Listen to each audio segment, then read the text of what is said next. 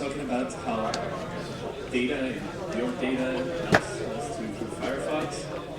My name is Robert Kaiser, Cairo by everybody, that's something I'm mainly go with everywhere.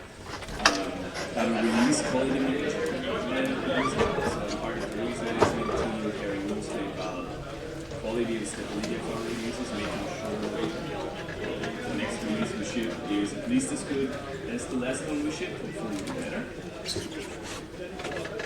I've been to FOSDEM a few times, so I probably don't need much more introduction. A number of people will know me. My slides are up already on my page. They're not linked from the front page of slides.cairo.at yet, but they're there. The URL is pretty easy and it's all HTML. So let's talk about data. Not the character from Star Trek, more the stuff that you would record with this tricorder sensor device. Data is always a bit of a contentious topic when it comes to free and open source people, because we also worry about our privacy, we worry about what others know about us. So I think it's a good setting to talk about data here, and to talk about what we collect and how we're using our data at Mozilla. But let's start this off with, as I said, privacy is a big topic, not just for people in the free and open source community in general, but for Mozilla as well. You'll see that we are doing a number of activities when it comes to privacy. We have our data privacy principles up on our website. They come down to those 5 points. First one is no surprises. Whatever we do should be transparent to users, and it should always benefit the user in some way. We don't want to collect data just because it's fun or without the user having any idea what it might be. So users should at least be able to inspect what we're collecting and sending. There should be user control. So people should be able to actually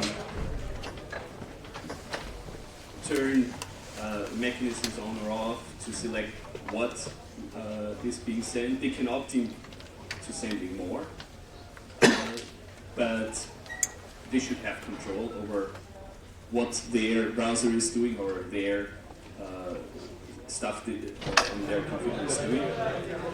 Limited data means we try to limit everything we send to only stuff that we actually need for the purpose that we selected. Not select everything we want and 3 years later we might find some way to mine it.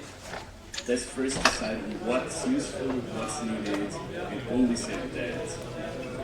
Also, for example, not send user-specific IDs unless there's a really good reason for it. So crash reports, for example, have no ID of the user.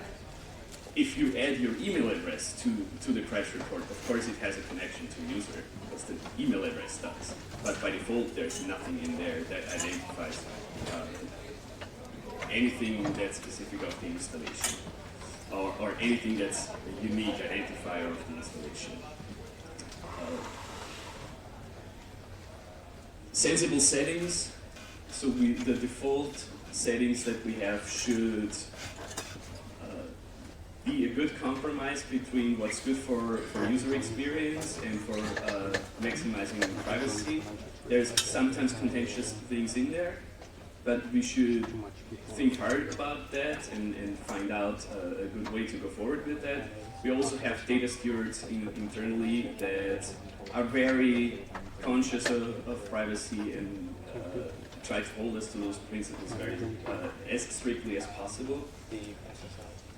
And the last one, defense in depth, is actually a bit less about privacy, more about security, but those play together. To make sure that we have a multi-layered security system in everything we send, so that also the data is stored in a secure way and cannot be broken into, unless if it's public, people should be able to consume it, but not to actually manipulate the raw data we have. So we need to have the multi-layered security model to do what's the right tool for everything.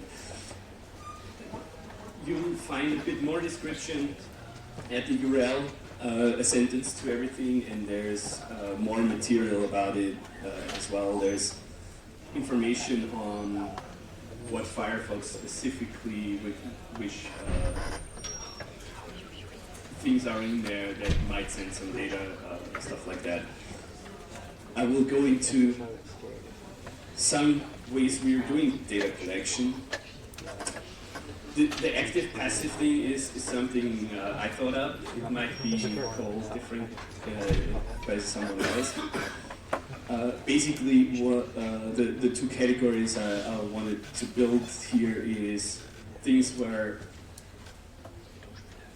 we're sending some requests and passively getting some data about those requests. So we're doing something, a useful function for the browser, and from that have basically some side effect that there's some data about what those browsers were, like update requests. If the browser sends an update request, we know which system it was, which version of the system it was, because we need to respect that when we decide if we can send them an update. Same for the add-on block lists that we request every day to be able to block malicious add-ons for our users, or add-ons that pose some security risk or things like that. Firefox requests an update of that list every day, but because we might only want to apply that to a certain OS or a certain Firefox version, we then know about how many people from which OS actually requested that, things like that. So that's passive collection.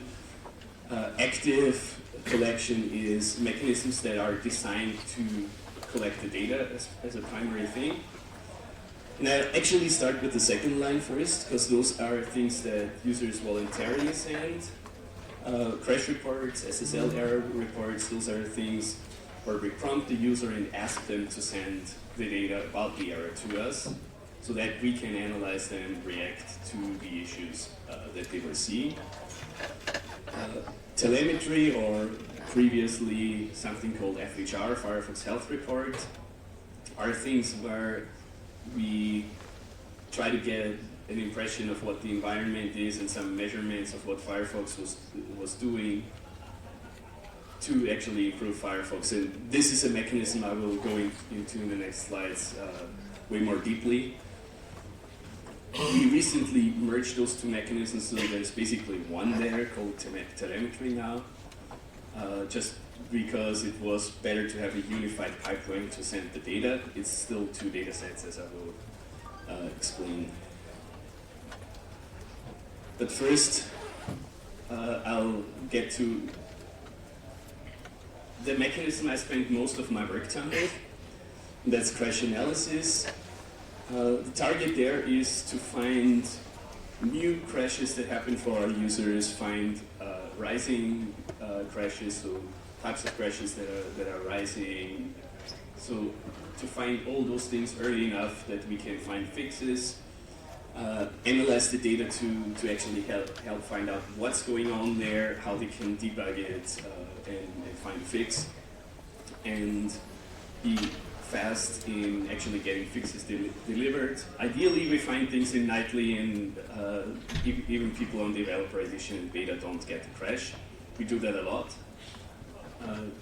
I'm spending a lot of time on analyzing data to make sure the next release is not crashier than the previous one. As I said, that's only voluntarily submitted information. It's probably the most privacy sensitive information that we can get from a user, because sending the crash dump includes a piece of raw memory where the stack is contained and some pieces around it, where in theory anything that the computer has in memory can be in there. So we have very strict rules that you can actually access those DOMs. We process public information out of it that is not that sensitive, that doesn't contain raw memory, that just contains which functions were called in the stack, which operating system people are on, things like that. But even internally at User, people need to request specifically access to DOMs about various companies because that's really privacy sensitive data. That's also one reason why we can make this a voluntary submission. You don't want to have that automatically submitted. So that's what you see when the crash reporter window comes up. Telemetry is a mechanism that I will spend quite some time on here because it's probably the one thing that is on one hand most useful, on the other hand one thing that anyone with in a privacy sensitive crowd probably is most nervous about, because it's data that's sent for the purpose of collecting data in the background. It's anonymized data from very specific probes where we want to have some very certain piece of information. For example, startup time. We record how many milliseconds it takes Firefox to start up. We report the number of crashes experienced, not the nature of those crashes, just the number of crashes that a user has seen. The number of bookmarks, not the content of them. So anonymized stuff where we don't have any privacy or any personally identifiable information anymore, but it gives us information of what's going on. We can find out, for example, with the number of bookmarks, we can find out how many people are using bookmarks at all. And that's interesting data for us to find out, should we prioritize bookmarks features, or should we deprioritize them? Or are there people who have tons of bookmarks, and which is a certain group, and another group that has none at all? So we don't need to optimize for the case in between, maybe, or maybe we want people to have some bookmarks, then we need to find ways of getting them from one group to the other. Things like that we can answer with stuff with measures like number of bookmarks. It also contains the environment that Firefox is running in. For example, the OS, graphics hardware and drivers, installed add-ons, things like that. And there's two sets of data. As I mentioned before, we formerly had telemetry and Firefox Health Report as two independent mechanisms. Now they're one, but they're two sets of data. What was formerly Firefox Health Report is now called the base data set. It has really highly anonymized data, whereas the extended set might have more detailed data. Like, for example, when Firefox hangs, so the UI is not responsive for some time, we might record which function it was when it was unresponsive. That's something that's in the extended data set. We are not doing that in the base data set. The base data set is default on for release users and pre-release users. The extended data set is only on by default on pre-release. Because for us, the signal there is, if you download a beta, developer edition, or nightly build, you want to give us more information, you want to help debug. So we send a more extended data set. It's still anonymized. And you still can turn it off. On release, you can turn on the extended data set if you want to. That's just the defaults. But that's what falls into the sensible settings category. There's dashboards and documentation about it on telemetry.mozilla.org. So I can give you a small look. This is telemetry.mozilla.org. You have a lot of documentation here on how to use it, what it is, things like that.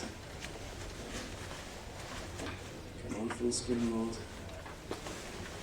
This is one of the dashboards you can get to. That's, for example, time spent running the garbage collector in JavaScript. From that, we can figure out where's the top. We can figure out when we change the garbage collector, how does that affect users.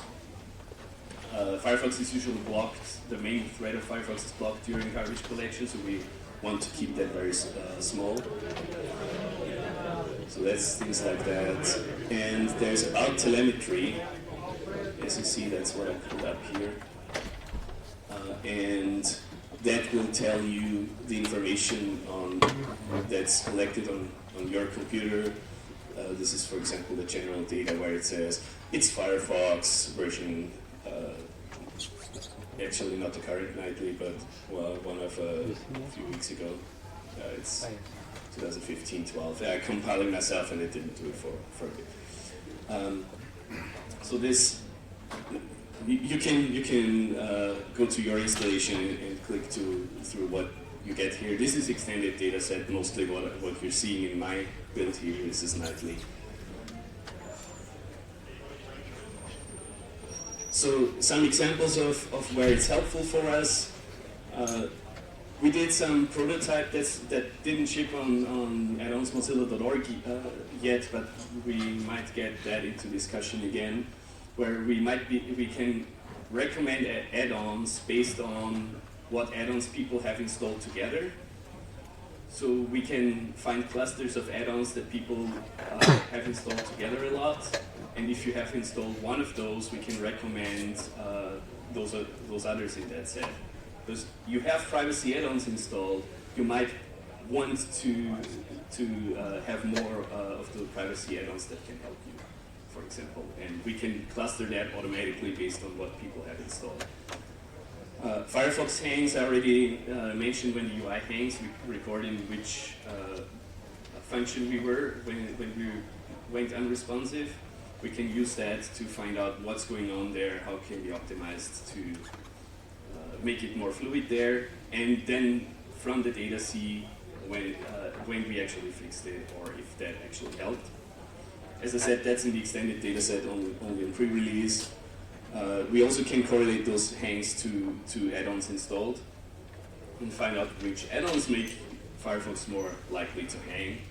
Is that our problem? Is that an add-on problem? Can we help the add-on author to improve their add-on to make Firefox work better for them with the add-on installed? Things like that. So we are actually contacting add-on authors on things like that as well. And we also can run experiments based on telemetry. That's basic A/B testing. We set up a certain percentage with certain criteria of people to run an experiment, and then randomly they get put into either a control group that has no changes or an experiment group that has some change applied, like what we're running right now. We just started it this week with a multi-process Firefox, internally called E10S for electrolysis.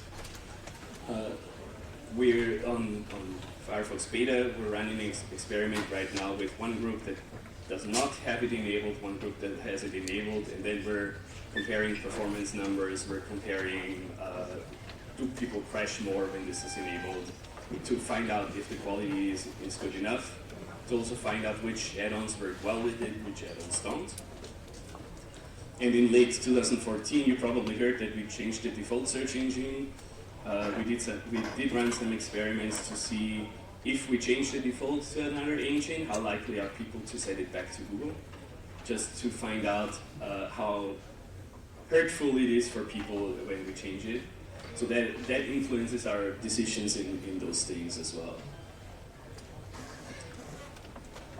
Especially on Android, but also on desktop, we can run UI telemetry. Basically counts on how often UI elements are used. We decided which items to put in toolbar, menu panel, customize mode only for desktop. I can, if that goes up, I can show you a small example from Fennec, from mobile. This is, for example, a heat map they created on the more red an item is, the more used it is. So, for example, they found out that I think that's remove bookmark. That's used. I'm not completely sure right now what's removed here. The reload button was surprising for people, for our developers, that it was used a lot, and we're still trying to find out what we can do to optimize things for people on mobile, why they need the reload button a lot. Save image was also pretty surprising for them to be used a lot. And so we're thinking about improving our data flow, user flows with involving that. Was that solid, right? I don't know. I'm actually not in the Fennec UI group, so I don't know, but it would be interesting to me as well what it was. I didn't find it in the blog when I was looking over it, but there's probably data behind it to find it out in more detailed fashion. We're also doing website A/B testing. I'm getting short on time, so I'm not going a lot into that. Just classic A/B testing on websites. Probably most people working on websites here have seen or done that. Our fundraising team has blogged a lot about this, so there's a lot of information on what they were doing there. But we have a number of other examples trying to optimize the download button for Firefox, things like that. So the download button on the Mozilla.org website. So I need to get to the end. This is the last slides on data collection stuff.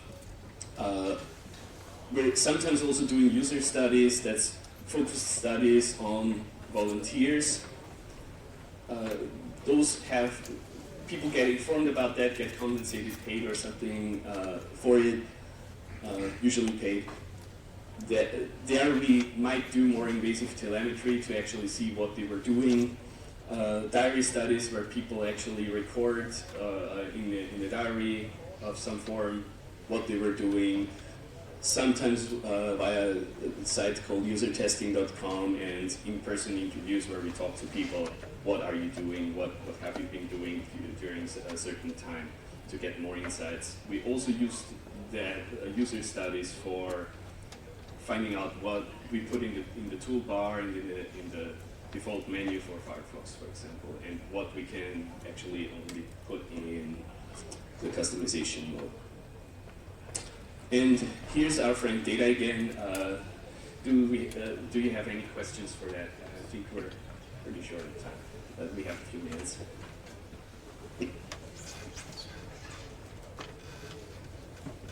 Any questions for our friend Data? Or so yes, Data is our friend, but we're very conscious on what we're collecting. And feel free to inspect the code, feel free to inspect about telemetry. Yeah?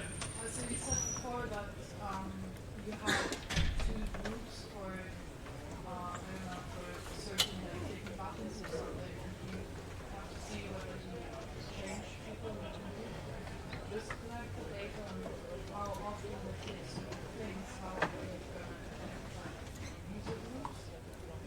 So what we do, the question was, I talked about moving people from, for example, a group of where they have no bookmarks to a group where they have some bookmarks.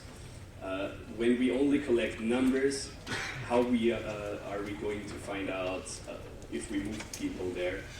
So what we're doing is we record those numbers per session, and then we can see for a single user how did that change. We also can say sessions in this month versus session in this month, or sessions before that day, sessions after that day, or after that version, to say, okay, we changed something in the code here, how did that change say a week after, or something like that, compared to what it was a week before. Is that? Yeah, cool. Yeah. Do you have have statistics for how often people actually submit data? So we have a question about, so do you want to send this crash reports? How Yeah. often people actually do it? So the question is, do we have data on how often people actually submit data, for example, for crash reports? In telemetry, we actually record the count of how often people had a crash. We also record the count of people submitting a crash. So from that, we can infer that. Otherwise, we don't have a lot. We just added those measures in recent months, those metrics, and we found pretty surprising things about the behavior of people there. We found out, for example, that plugin crashes are only submitted in about 1% of the cases, whereas normal desktop browser crashes are submitted about 40% of the cases. So that makes a big difference in the numbers I'm dealing with, which is submitted crashes, where I'm analyzing what the crashes were, as I said, with crash analysis. But it means the plugin crashes, even though the number might be small there, are in reality much higher, because people only submit about 1% of them. So they're actually way more brave than we thought. I think time's up. Yeah, time's up. Thank you, Robert.